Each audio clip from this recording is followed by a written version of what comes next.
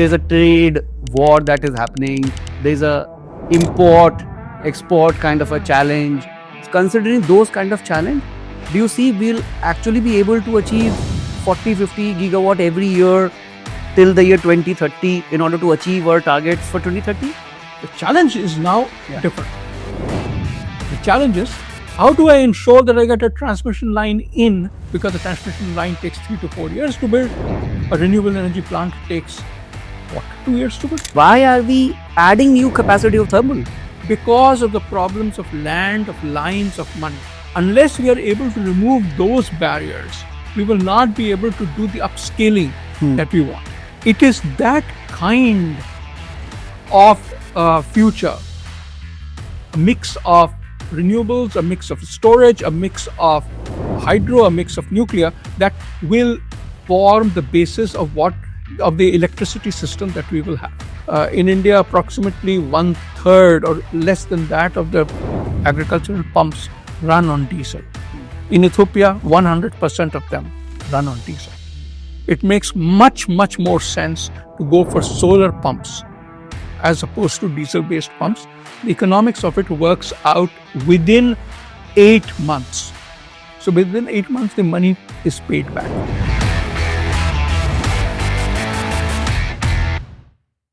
Namaskar and welcome to the Energy Transition Dialogue. I'm your host, Vaibhav Chaudhary, and today I'm extremely excited to welcome a mentor, a friend, an expert in this area of energy efficiency and renewables, all packaged together in one person, Dr. Ajay Mathur himself.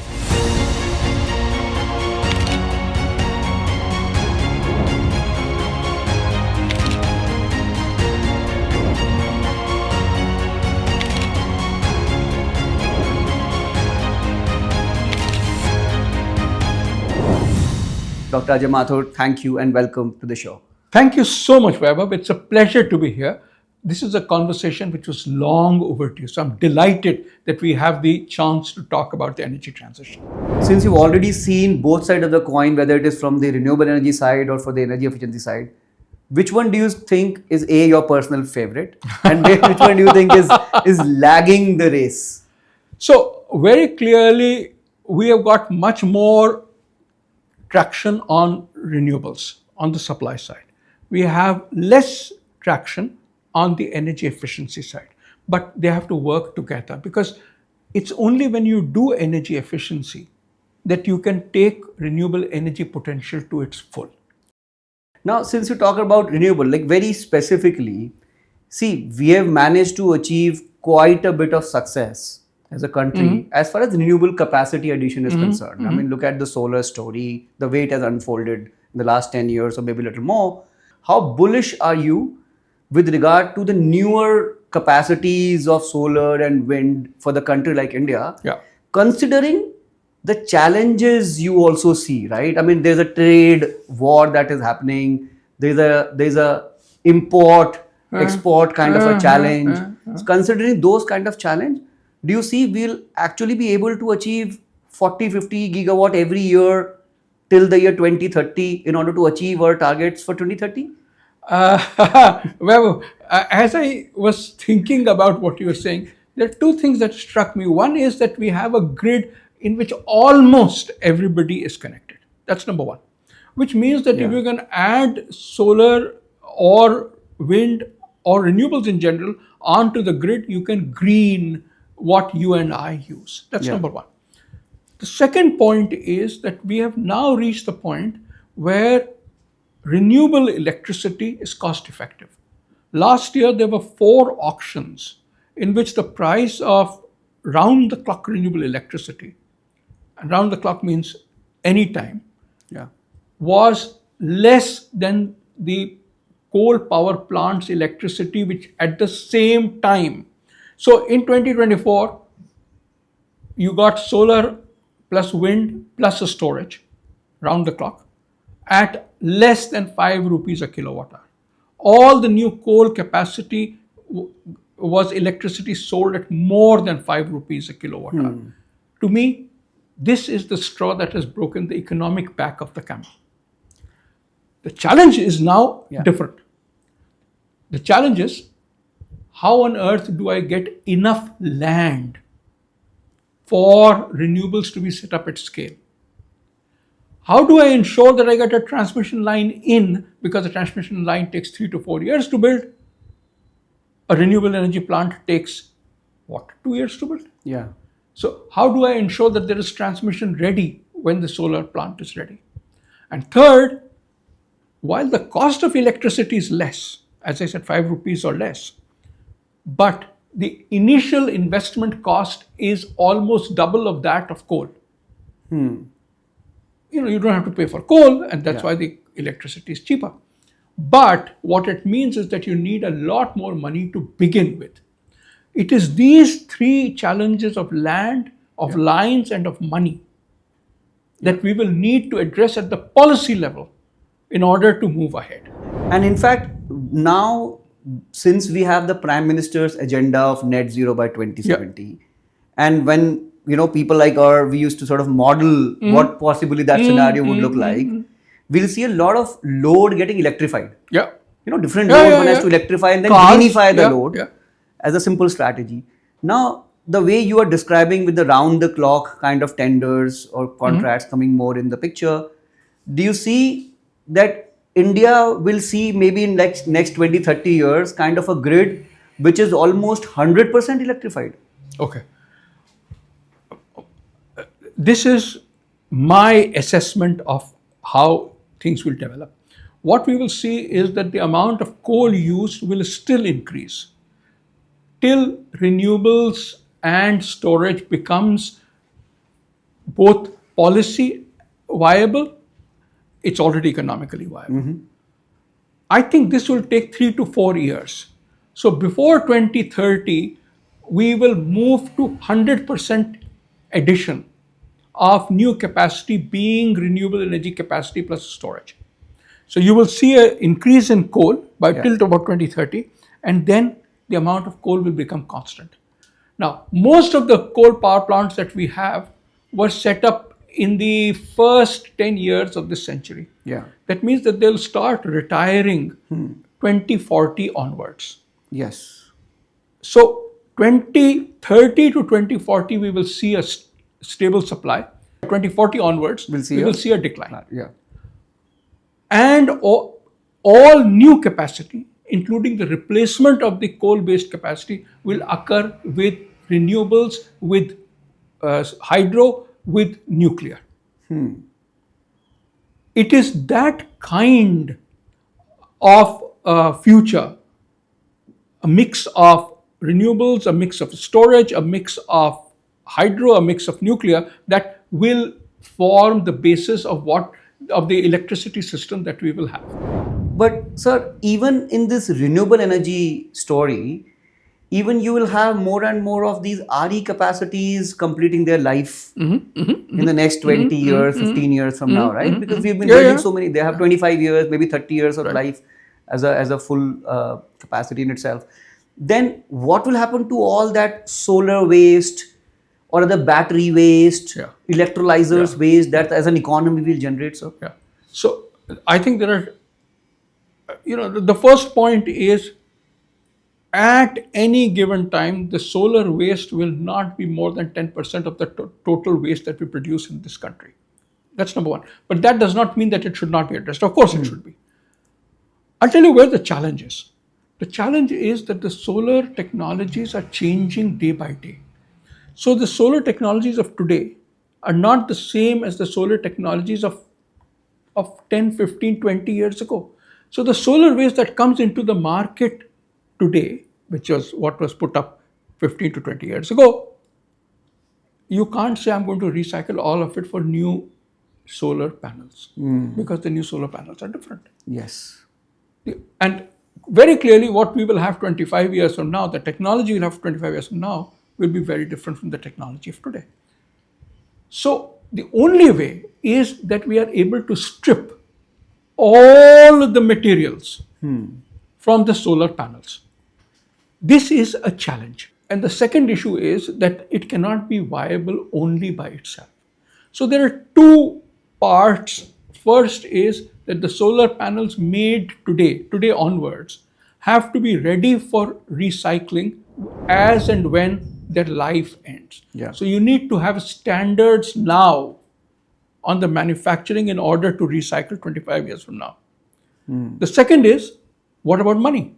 So it is my suggestion that every watt of solar panels that is sold, there is approximately a rupee that is kept for collection and recycling. Now, how you keep it is something that will be discussed, whether you keep it as a lockbox, whether you have a private sector financial institution which keeps it, but then it is reused at the time when needed to provide money both for the movement of the waste from the site to the recycling place and then for the recycling. Got so it. I think it's these two things that we can do now Yeah. in order to prepare for tomorrow. You've talked about these materials which could be recovered. Now the materials game is very different ballgame. And all of us know that, India is a little more vulnerable when you come to the material security, and there is a critical mineral mission and so on. So don't you think that with more and more new capacity of solar and batteries included or whatever, we are making ourselves a little more vulnerable to imports? Because at the end of the day, we are importing module from China, we are importing batteries from abroad because of the lack of the core material like lithium or copper sort of availability within the country. Vaibhav, let's look at one of these materials, lithium. Yeah. What we have seen is that we keep on finding lithium Yeah. in India Yes. because we did a huge geophysical survey in the 1960s, late 1960s. At that point of time, lithium was not even on the radar. Yes. So areas in Jammu and Kashmir which were highlighted as having bauxite, now they went to mine for bauxite, they found lithium. Yeah. The second is that what we are seeing is that over the last 10 years, batteries used approximately 10% less lithium than they did 10 years ago. This is because of competitive pressures. But the third thing is very interesting.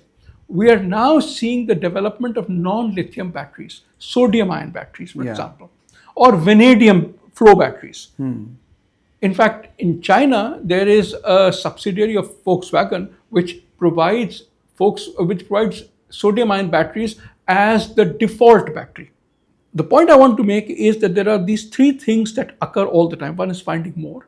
Second is efficiency of use. Yeah. And the third is not of a kind substitute. As an engineer, I know that these things happen. Yeah.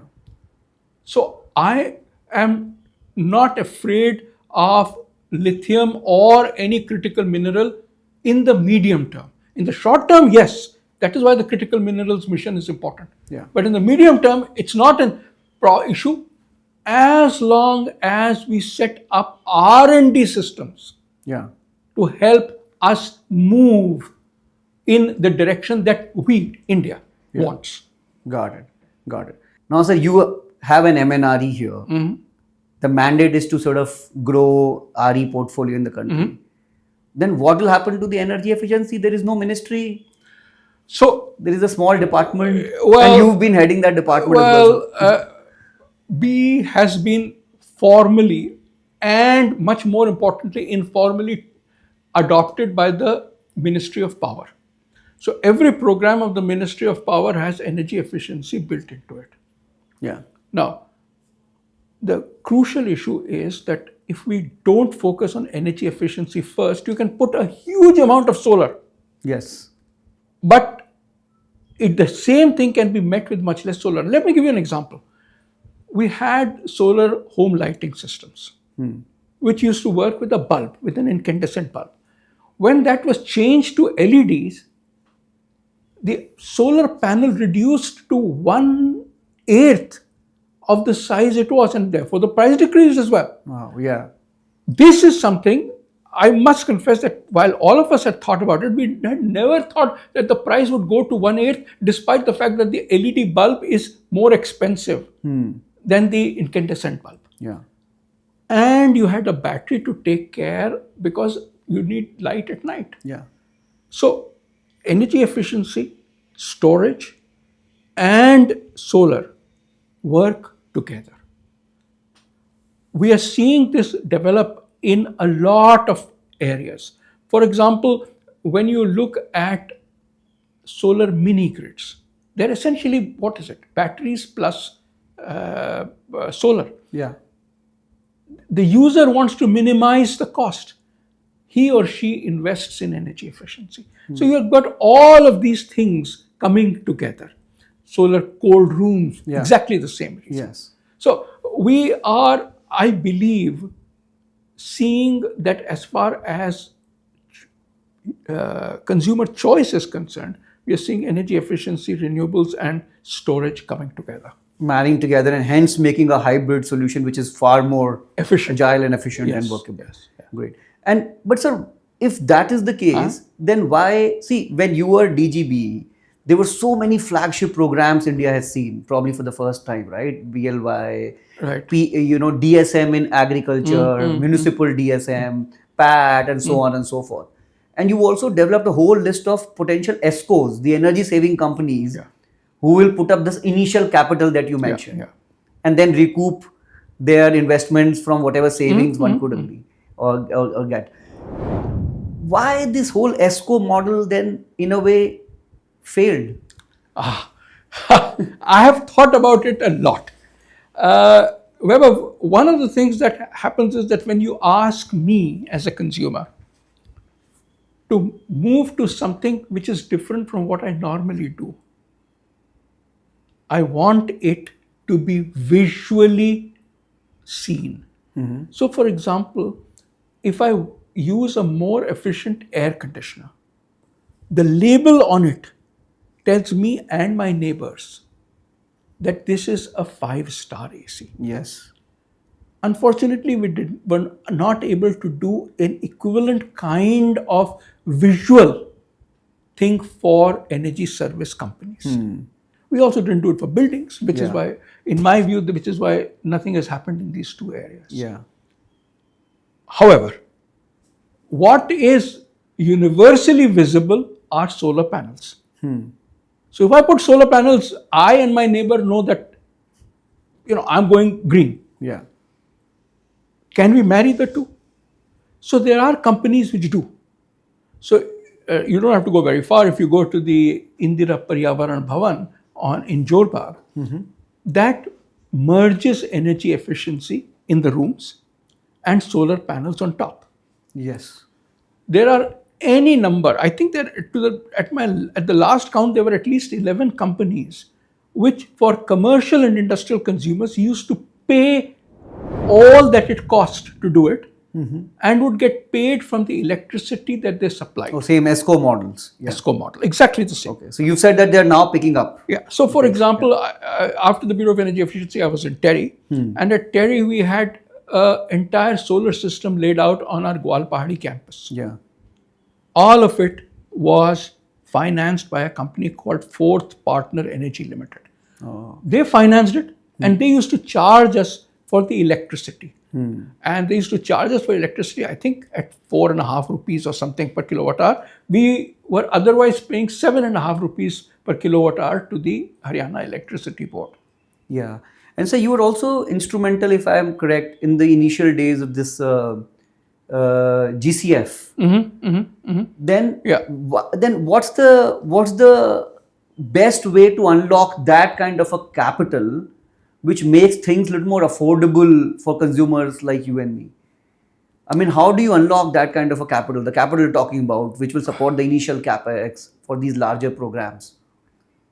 Well, Babu, I will obviously be hypothesizing at this point because I don't know exactly what's happening in the GCF.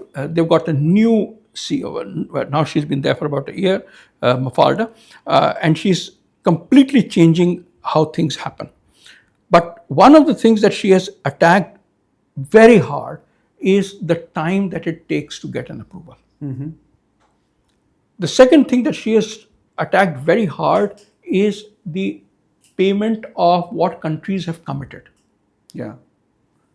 Now, if they have enough money and if they can do projects fast enough, then they can look at providing the resources, the financial resources for new renewable energy projects.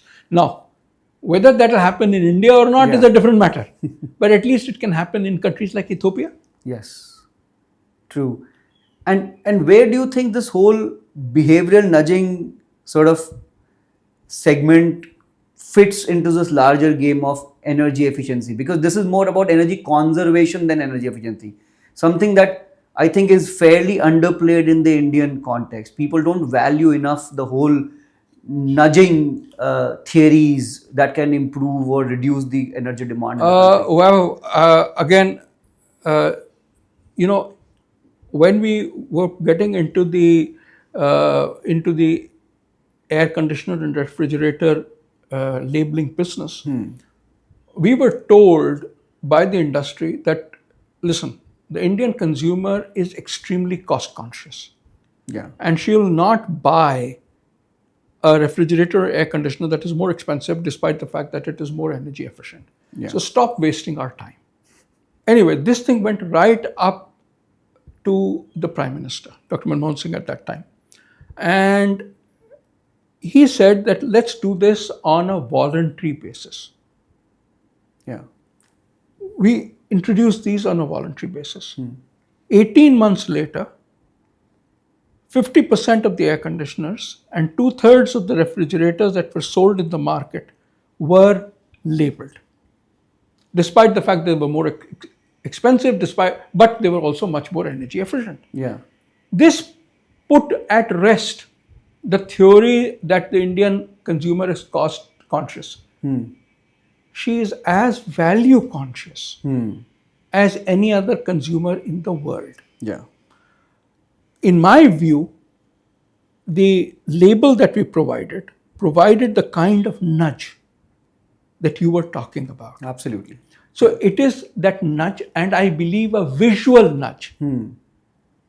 For example, the examples often given of nudges is that you sign a exception Yeah. rather than have that as the. So in a very real sense, you need that cue Yeah. to be able to move towards energy efficiency. True. True.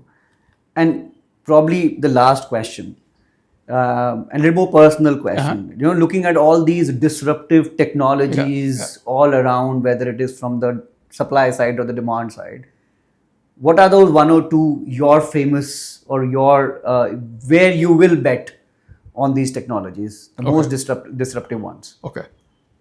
Let me focus on 3 technologies. The first is as far as solar cells are concerned. I foresee that flexible solar cells, that means solar cells which are, for example, made on plastic sheets rather than on glass and aluminum, will become more and more important. Right now, their percentage is 0. It might not become 100%, but it will become good 30%. Think of the kinds of roofs that we have which can't take the regular solar cells because of the weight. Yes. Flexible solar cells can. Flexible solar cells can fit onto windows in our homes. So in the high rises, the flexible solar cells are the only way of ensuring that you can generate electricity. So that's one. Yeah. The second is around energy efficiency. And it is my suggestion that in the years to come, we will see a lot more energy efficiency which is based on windows in buildings that can be opened for ventilation. But later on, when the same person is rich enough to have air conditioners, can be completely closed so that the air conditioning works as well.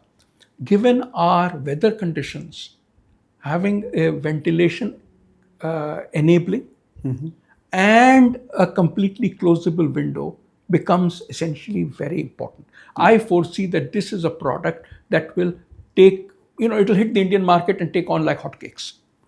Got it.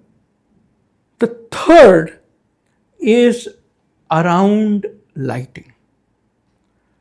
What we are seeing is that we've already got incandescent lamps which are reaching, they have not reached, but they are reaching the same kinds of efficiencies as LED bulbs. Now, this is something I had never thought of. But we are seeing new kinds of lighting technologies which use even less light, even less electricity than an LED bulb, induction lamps, for example, high pressure lamps.